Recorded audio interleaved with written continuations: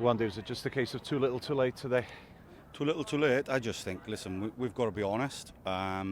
We've praised this group of ours all season, how well they've been doing and the progression they've been made, but today that first half was nothing short of a disgrace, to be perfectly honest with you, and not acceptable from us as a football club. Second half we've huffed and puffed and got the goal, and could we have pinched one at the end? Possibly, but just wasn't good enough. Simple as that. Can you put your finger on what went wrong first half, especially today?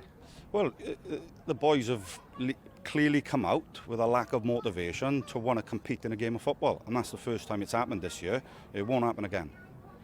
Maybe, do you think there was a bit of complacency? You're playing against a team from a lower league?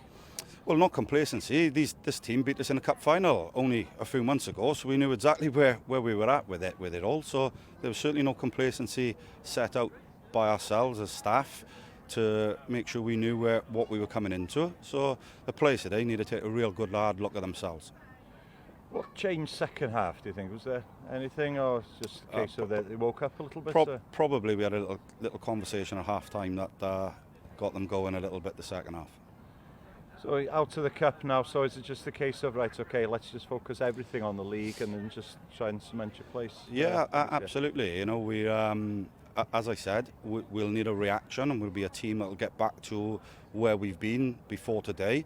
That I can assure you. So we go with a big one on Wednesday night against TNS. The very least we will be doing is competing.